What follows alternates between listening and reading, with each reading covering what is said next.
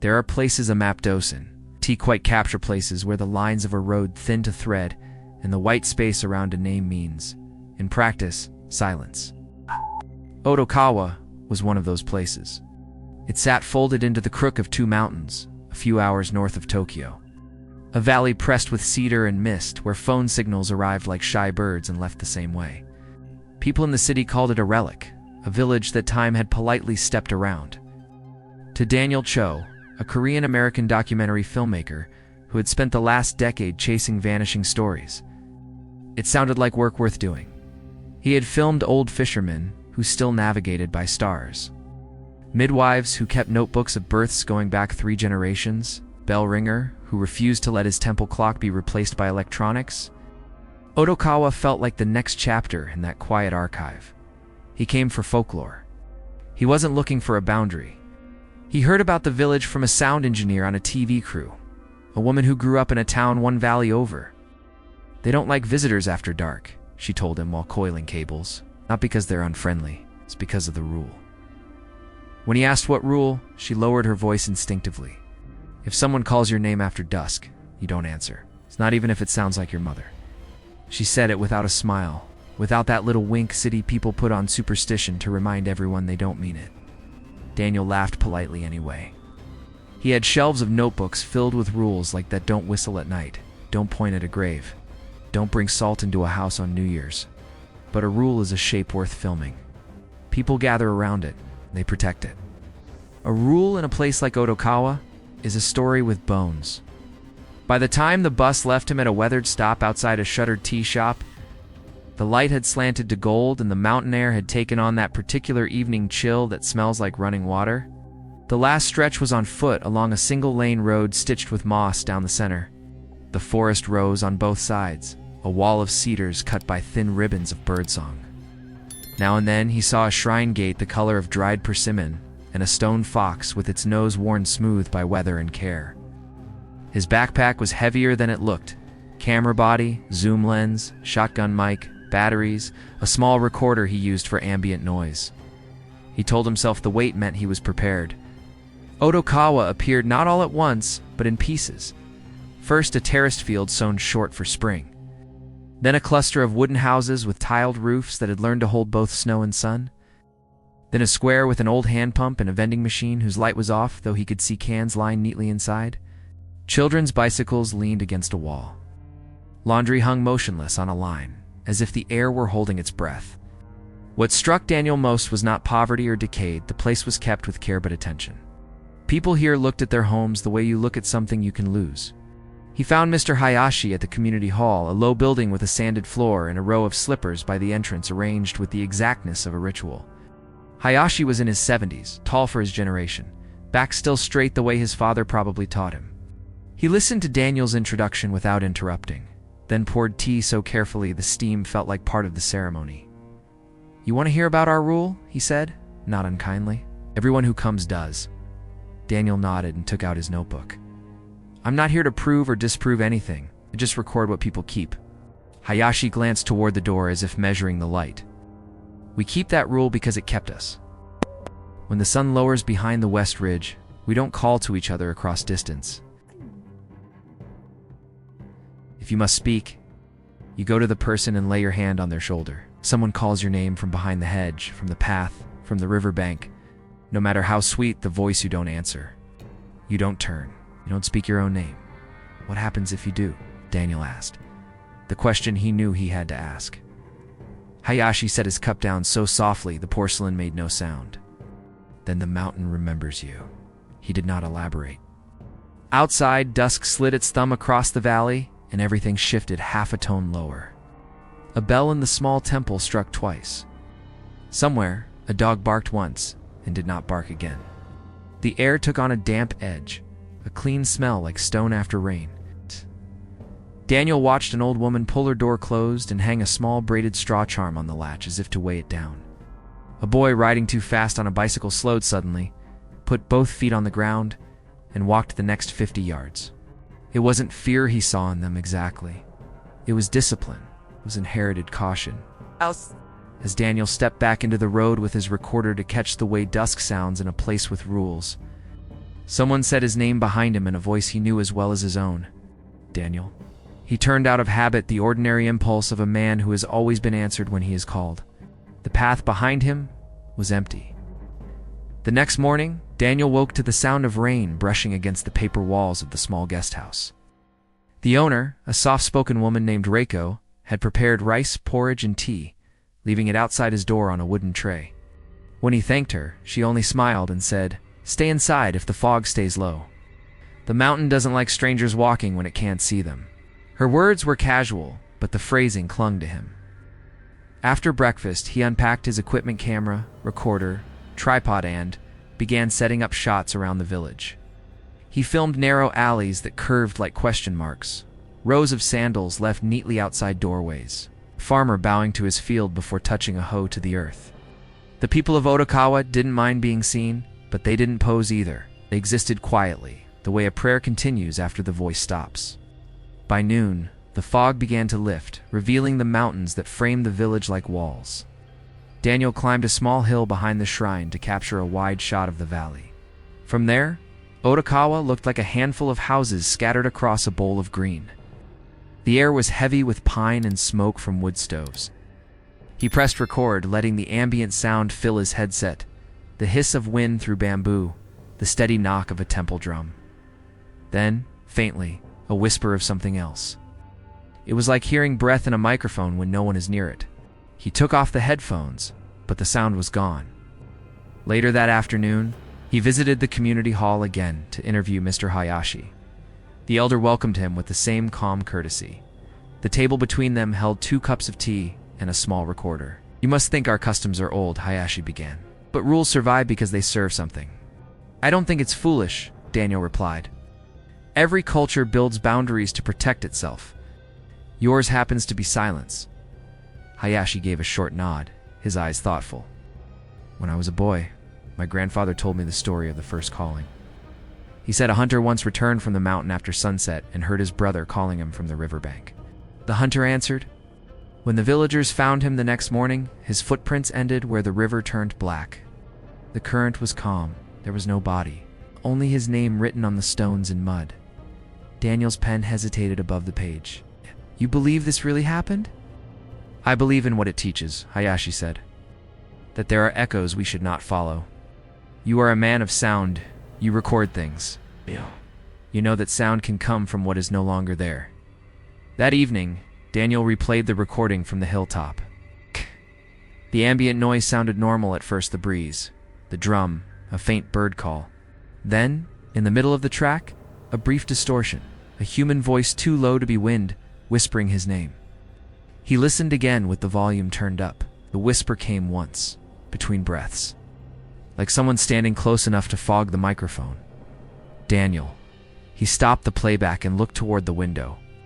Outside, the fog had returned, swallowing the road in gray. The guest house creaked softly, as though something were shifting weight just beyond its frame.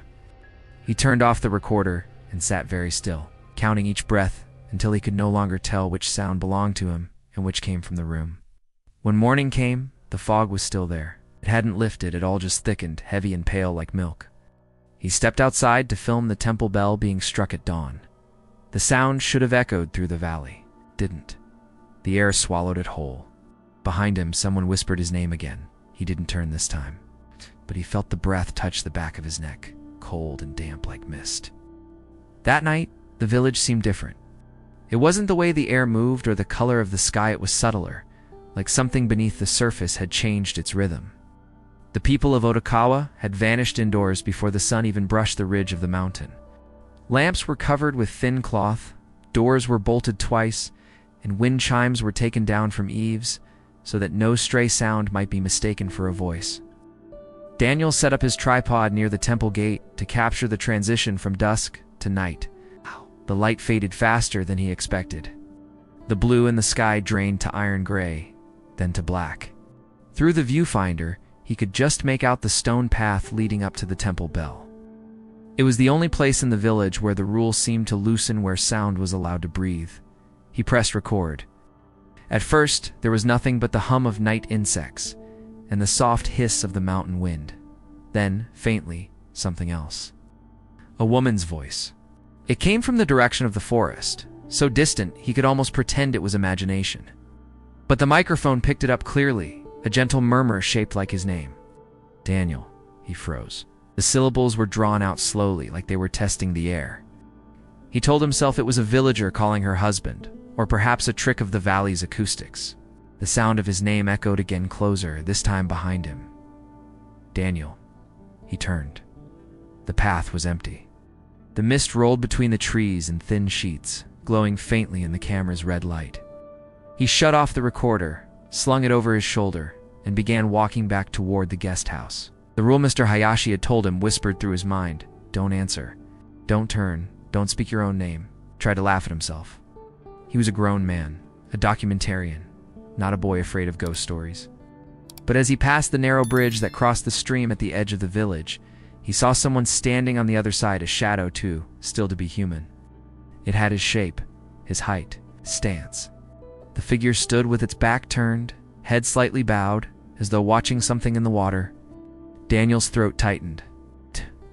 He wanted to call out, to prove it was just another traveler or a villager returning late, but he couldn't form words. He raised his camera instead, zoomed in through the fog, and saw that the figure's clothes were identical to his same jacket. Same strap across the chest, even the same small tear near the shoulder. Daniel. The shadow began to turn. He lowered the camera immediately, his hands shaking. The rule repeated itself like a heartbeat in his head. Don't turn, don't answer. He stepped backward, slowly, until the bridge was behind him. Then he ran. By the time he reached the guest house, his breath came in ragged gasps. The door was locked, but Rocco opened it before he could knock, as though she had been waiting. Her face was pale, her eyes wide, but not surprised. "You heard it," she said. It wasn't a question. Daniel nodded. She reached behind the doorway and took down a small lantern shaped like a gourd. Its paper sides painted with symbols he didn't recognize. "Keep this burning tonight," she said. "Whatever happens, don't answer again." He wanted to ask how she knew, but her expression warned him not to. She turned and shut the door with quiet precision. He set the lantern on the floor beside his bed. Its flame flickered faintly, too weak to fill the corners of the room. For a long time, he sat there with the camera in his lap, listening. The rain had stopped. The night felt empty, hollowed out. Then the voice came again, soft, patient, almost tender. "Daniel." He stared at the door. Daniel. It was his mother's voice this time. The sound was exact, the pitch, the warmth. The tremor she used when he was a child, and she wanted him to come in from the rain. He clenched his fists, every muscle in his body screaming to move, to open the door, to answer. But he remembered Rocco's warning. The voice called again, closer now, like it was standing just beyond the wood. Then a hand pressed against the door. A pale outline beneath the paper frame. The flame of the lantern flickered violently, stretching tall, then short, then out. And in the darkness, the voice whispered once more, only this time. It wasn't outside. It was beside his ear. The morning light brought no comfort. Daniel hadn't slept. He just sat upright on the futon, eyes locked on the thin line of sunlight creeping through the shoji screen. When he finally rose, his limbs felt stiff, like his body had been holding fear too long and didn't know how to let go. The air in the room still carried the faint scent of burnt paper, the remnants of the extinguished lantern. Outside, Otokawa was quiet. Too quiet. There were no children in the square, no chatter of housewives washing vegetables at the communal pump. The fog hadn't lifted, only thinned enough to show outlines. Houses like shapes, sketched in pencil, was a village holding its breath. When Daniel found Mr. Hayashi near the shrine, the old man was sweeping fallen leaves, each stroke slow and deliberate. He didn't look up as Daniel approached. "You heard it?" Hayashi said, voice calm but low. Daniel's mouth felt dry. "Yes, last night. It called my name again." The broom stopped midair. "And did you answer?" He hesitated. "No, but I almost did." Now the old man met his eyes, the lines on his face deepening like cracks in stone. "Almost is enough for it to notice you." Daniel's pulse spiked. "What do you mean it?" Hayashi gestured toward the mountain behind the village, its peak veiled by mist, the one that remembers. It doesn't belong to gods or ghosts. It's older than those words. It listens for the living. Daniel took out his recorder, pressing the small red button. Can you tell me more? Does anyone ever don't record this? The old man's interruption was so sharp, so sudden, it cut through Daniel's voice like a blade. Some stories don't like being kept, Hayashi said. When you capture them, they come looking for what you've taken. But Daniel couldn't stop. He was here for evidence. He was a filmmaker, not a believer. That night, against the elder's warning, he decided to return to the forest. He left just after sunset, camera slung over his shoulder, flashlight in hand. The air was heavy with moisture, the kind that sticks to your throat. The path into the woods wound behind the temple and up toward the mountain's base. Every sound seemed amplified, the rustle of leaves, the drip of water, the low moan of the wind. He set up the camera on a fallen log, its red light blinking in the darkness. Then he hit record. Minutes passed. Nothing. Just the rhythmic pulse of cicadas. Gosh. Then faintly a voice, not his name this time, but whispering words in Japanese. We couldn't understand most of it, but a few syllables stood out. Karu, come back. The beam of his flashlight trembled as he scanned the trees. There was nothing there. The whisper came again, this time closer, moving from left to right, as if circling him. Daniel steadied the camera, zooming in on the shadows between the cedars. The microphone caught every detail, his own breathing, the crackle of twigs. The whisper, repeating his name now, slower, drawn out, almost thoughtful, Daniel. The camera's autofocus clicked sharply as something crossed its frame. He froze the shot, a blur of pale skin, a hint of fabric, something human-shaped moving behind the trees. He stepped forward, heart pounding. Who's there? Silence. Then a figure stepped out from the dark. A woman, thin, barefoot, her kimono torn and gray as ash. Her hair hung wet and tangled, her face tilted slightly as though she were listening for something. Daniel took a cautious step closer. Ma'am, are you all right? She didn't answer. Her lips moved soundlessly like she was repeating words she couldn't hear. He lifted the camera. Through the viewfinder, her face came into focus, and that was when he realized she was in T standing on the ground. Her feet were inches above it, suspended in the air as though the mist itself were holding her up. The lens glitched. Then another voice joined hers. This time a man's, and another, and another. Within seconds, the forest was full of voices, low, layered, all whispering his name in perfect unison. Daniel stumbled backward, tripping over a root, the flashlight spinning out of his hand. In the dark, the voices swelled like the roar of an unseen ocean. He ran. Branches clawed at his jacket, roots caught at his boots, but he didn't stop until he saw the faint outline of the village lights through the fog. When he reached the first house, he collapsed against the wall, gasping. He looked down at the camera in his hands. The red light was still blinking. It had recorded everything. The voices weren't echoes. They were speaking to him. And at the very end of the recording, one voice, a woman's, whispered something new. Now you've answered. Daniel didn't sleep that night. He sat cross-legged on the floor of his guest room, the dim glow of his laptop illuminating his face as the footage replayed over and over. Each time he listened, the whispers grew clearer, as if something on the other side of the screen recognized his attention and wanted more. The final line, now you've answered, seemed to echo inside the walls rather than in the speakers.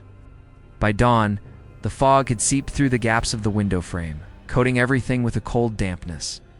He tried to convince himself it was condensation, but the smell was different, metallic, like wet stone. The village outside looked unchanged, yet he sensed that everyone knew. The air had shifted. When Daniel stepped out, Raiko was waiting by the doorway, her hands clenched around a prayer bead bracelet. She didn't greet him. Her voice came out barely above a whisper. You shouldn't have gone there. I needed to understand, he said. I have proof, no recordings, images. I heard them speak.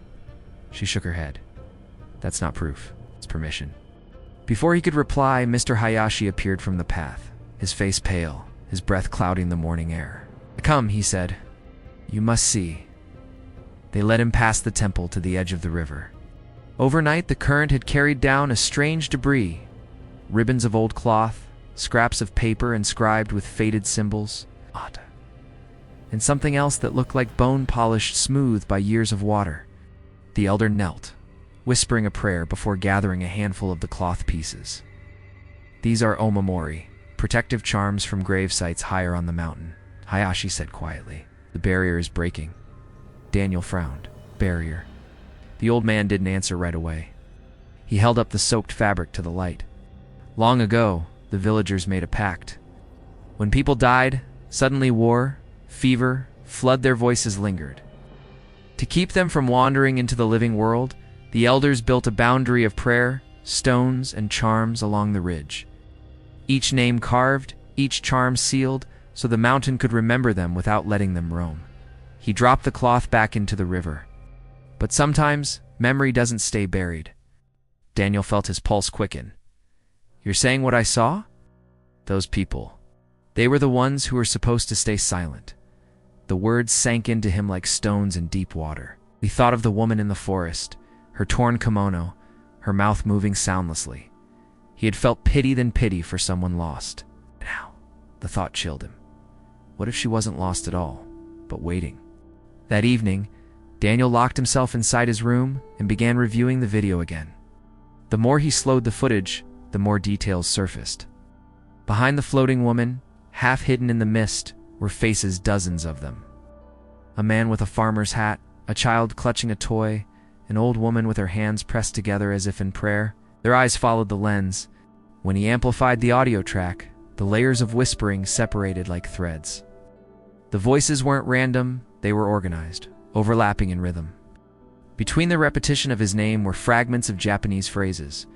He translated them slowly, using an online tool. "We are here. The door is open." He called us back. He paused, called us back. At first, he thought it referred to him, but then he remembered Hayashi's story of the hunter and the vanished brother. The legend said someone had answered the call first, long ago. Someone had started the echo. He stepped outside to confront Hayashi, but the elder was already walking toward him with a lantern. His expression was grim. "The voices followed you," Hayashi said. "People heard calling last night near the houses." "They know your name now." Daniel's throat tightened. What can I do? The old man's hands trembled slightly as he set down the lantern. "You can't silence what has been spoken, but you can send it back. At sunrise, we perform a remembrance rite. You must come. You opened the gate, you will help close it." The rest of the night passed in uneasy stillness. The fog thickened until the world outside his window looked like a sheet of milk. From somewhere deep in it, a faint singing began, soft, melodic, hauntingly human. It grew until it filled the valley, a lullaby for no one living. Daniel picked up his recorder out of instinct. The red light blinked once, twice, then dimmed. Static crackled through the speakers, followed by a single childlike voice. "Can't send us home. You brought us." The power flickered. The lantern's flame wavered, then stretched sideways as if blown by a breath that came from inside the room. And when he turned toward the sound, he saw them reflections forming on the paper walls. Faint silhouettes moving, whispering, waiting. He understood then what the elder meant by "it listens for the living."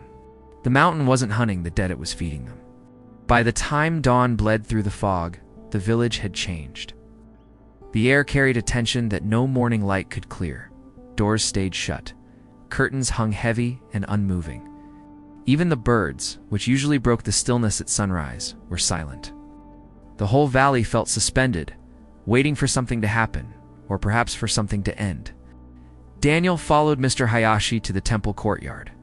A handful of villagers were already there, faces drawn and pale. In the center, a circle of salt and ashes marked the ground, and within it burned 3 small fires fed by cedar branches. Their smoke rose in straight columns, untouched by wind. Raiko stood nearby, holding a bowl filled with folded paper charms. Her eyes darted to Daniel, then away. He could tell she hadn't slept either. Hayashi motioned for Daniel to kneel beside him. "The ritual is not to fight them," he said quietly. "It's to remind them where they belong." Daniel nodded, though his stomach twisted. "What happens if it doesn't work?" The old man looked toward the mountain. "Then the mountain decides what it keeps." The ceremony began with a deep, rhythmic chantant syllables that seemed to vibrate in the chest rather than the ear. Hayashi poured sake around the fire and traced symbols in the ash. The villagers joined in, their voices trembling but steady. It swept through the courtyard in a sudden, circular gust, scattering ashes and extinguishing one of the fires. The chanting faltered. From the direction of the river came a faint, rising hum low at first, then growing, like 1,000 breaths drawn in unison. Hayashi's voice broke. "They're already here." The fog that crept over the rooftops began to glow faintly, pulsing with an inner light. Within it, shapes formed, faces half seen, drifting like lanterns underwater.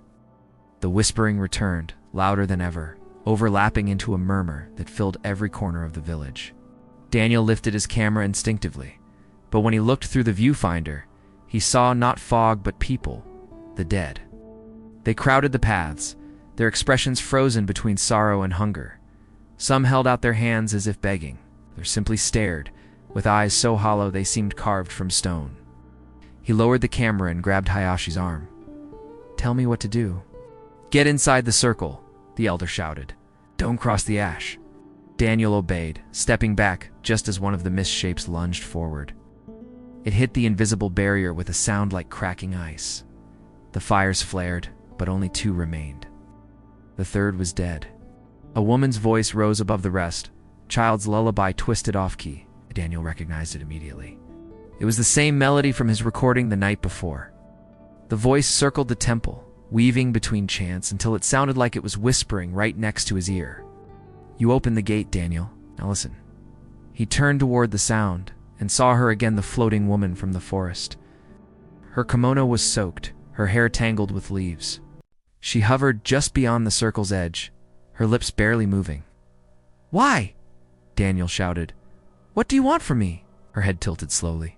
"Not you, the one who called first." Before he could ask what she meant, the ground beneath the circle trembled. The salt line broke, scattering across the dirt. The fires roared up, then died all at once. The barrier was gone. Screams erupted as the fog surged forward, sweeping through the courtyard like a wave.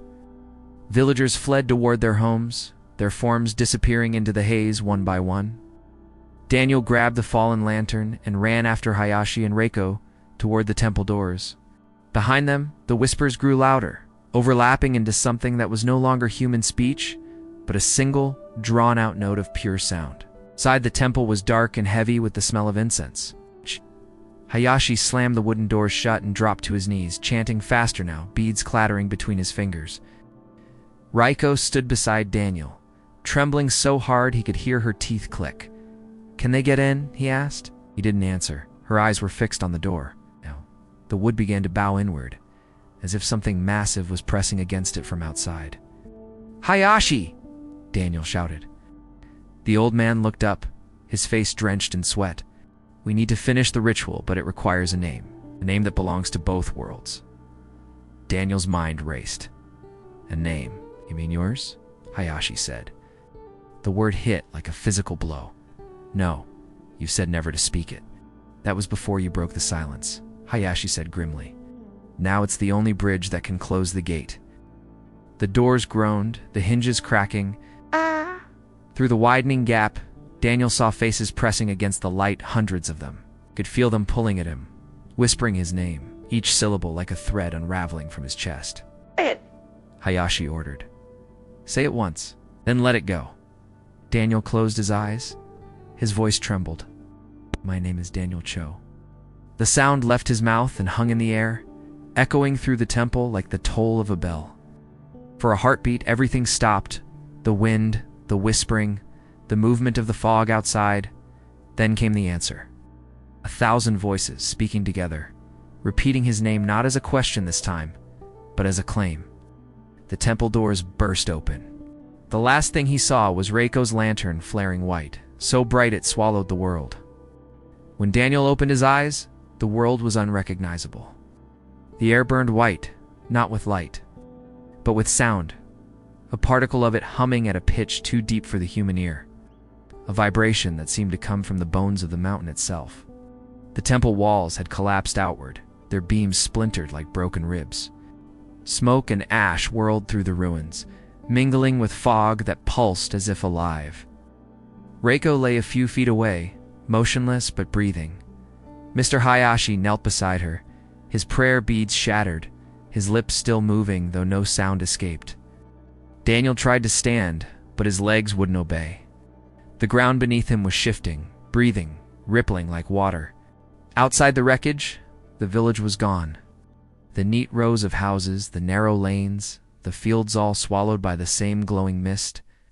Through it, figures drifted aimlessly, thousands of them, some faint as candle smoke, others sharp and clear. He recognized faces: the woman from the forest, the child by the stream, the men whose shadows he had filmed on the hill. But there were others too, countless others, dressed in clothes from different centuries. The dead had been waiting a long time. From somewhere above, a low rumble rolled through the valley. The mountain groaned. The sound was deep and deliberate, as if it had awakened and was deciding what to do. Hayashi's voice finally broke through the noise, hoarse but steady. "The boundary is gone," he said. "The mountain is choosing." Daniel turned to him, the words barely forming. Choosing what? Who remains him who must return? The fog surged inward, pressing around the temple ruins. It moved with purpose, flowing toward Daniel. The faces within it watched him with hunger, with longing, with something almost human. Their voices merged into a single whisper. He spoke. "He belongs." Reiko stirred, sitting up with effort. Her face was streaked with blood and ash. "He can still undo it," she gasped. "Said the name can bridge both worlds. There must be a way." Hayashi shook his head. "The ritual is broken. The name was offered, but not sealed. Now the mountain claims it." Leslie looked at Daniel, and in that glance was both pity and resolve, lest the offering is completed. Daniel's throat tightened. "What are you saying? The balance can't be restored with words anymore. It needs a life to anchor it, a living voice, to replace the one that was taken." Reiko stared at the elder in disbelief. "I know." "You can't mean I will do it," Hayashi interrupted softly. "Hayashi interrupted, you arrived." But Daniel shook his head. "No, you said I opened the gate. I'm the one at once. If I leave now, it won't stop." The old man's expression softened, a sad kind of respect in his eyes. "You don't understand? The mountain never takes what's offered willingly. That's not its way." The ground shuddered again, splitting open near the temple steps. From the crack rose a wave of heat and a sound like breathing, slow, immense, patient. The fog recoiled from it as though afraid. Daniel forced himself to his feet. "If it wants a voice," he said, "then it can have mine." He picked up the fallen lantern, its paper torn but the wick still glowing faintly, turned to Reiko. "When this is over, leave this place. Don't let anyone else come here." "Daniel, don't," she began, but the rest was drowned in the roar of the mountain. He stepped beyond the circle of ruins, into the fog. The whispers swelled, rising into a storm of sound. The figures surrounded him now, men, women, children, each one mouthing his name. Their faces changed as they neared him, growing younger, older, familiar. He saw his mother, his father, people he'd lost and people he'd never known. Every soul that had been trapped here seemed to wear the memory of someone he loved. He kept walking. The ground beneath him pulsed like a heartbeat. Then ahead, the fog split open to reveal a chasm of light, the mountain's heart. It wasn't fire or stone, but something alive, shifting in rhythm with the breath of the world. Daniel raised the lantern and spoke clearly, each word steady. "My name is Daniel Cho. I came to tell your story. I leave it here."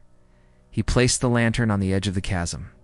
For a moment, everything held still. The fog drew back, the whispering stopped, and the mountain seemed to exhale. The lantern's flame flared, bright as the sun, then vanished. A deep silence felt so complete, it felt sacred. The fog began to thin, unraveling into ribbons of pale light that drifted upward like smoke. The faces dissolved one by one, each leaving behind a faint echo of gratitude or sorrow. The mist folded back toward the mountain, and then there was only wind. When the light dimmed, Reiko stood where the temple had been. The air was clear. The village lay in ruins, but the fog was gone. Hayashi knelt beside her, his eyes closed, whispering the final words of the prayer. There was no sign of Daniel. Only his camera lay on the ground, lens cracked but still humming faintly, recording the sound of the mountain's last breath. The sun rose over Otokawa for the first time in 3 days. The fog had lifted completely, revealing a landscape scarred and hollow. Where once the temple stood, There was now a crater of blackened earth, still warm to the touch, as if the mountain's heart had left its mark. The air smelled of cedar and smoke. Reiko stood at the edge of the ruins, clutching Daniel's cracked camera to her chest. Its body was scorched around the edges, but the screen still flickered faintly when she pressed the power button. The last footage began to play, the lens shaking as Daniel's voice filled the silence. "If you're seeing this, it means I didn't make it back. The mountain isn't evil. It remembers. It remembers every sound, every name, every story we try to bury. I thought I came here to capture something lost, but it was me the whole time. I was what it wanted to keep." The video cut to static, then steadied again. Daniel was standing in the mist, the lantern glowing dimly beside him.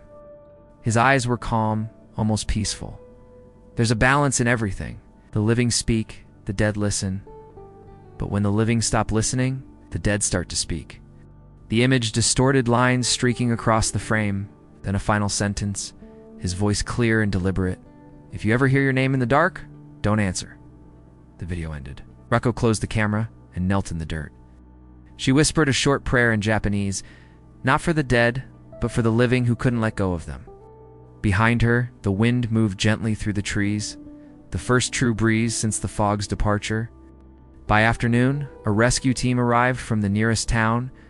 They found the village deserted. No villagers, no livestock, only the traces of fire and the smell of salt in the air. The team recorded their findings, confused but cautious. None of them stayed past dusk. 2 weeks later, the footage from Daniel's camera made its way to a news outlet in Tokyo. The station refused to air it in full. Too disturbing, they said. But a copy circulated quietly online. Those who watched it described a strange effect, faint whispers layered beneath Daniel's final words, speaking in a language no one could translate. Some claimed that if you listened closely with headphones, you could hear a single breath between the static, like someone standing just behind you, waiting for you to turn.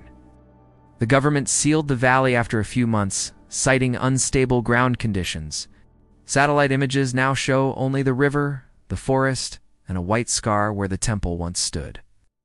Otokawa vanished from official maps soon after, but the locals in the neighboring towns still tell the story. Truck drivers passing through the mountain roads after midnight sometimes report seeing a small light moving along the old tram line, a paper lantern drifting against the wind. It always stops at the same bend in the road, where the fog hangs thickest. And if you roll down your window, they say, you might hear a man's voice speaking softly in English. Don't listen. Keep driving. No one who's heard the voice ever goes back. Reiko never returned either. She moved to Yokohama, opened a small tea shop by the harbor. Some nights, when the sea mist rolls in, she lights a single lantern and leaves it by the window. Not as an offering, but as a reminder, because she knows the mountain still listens. Sometimes, if the night is still enough, she can hear him whisper, not from the dead, but from the place where memory never ends. If you ever hear your name in the dark, don't answer. The screen fades to black. The sound of wind lingers a little too long, then silence.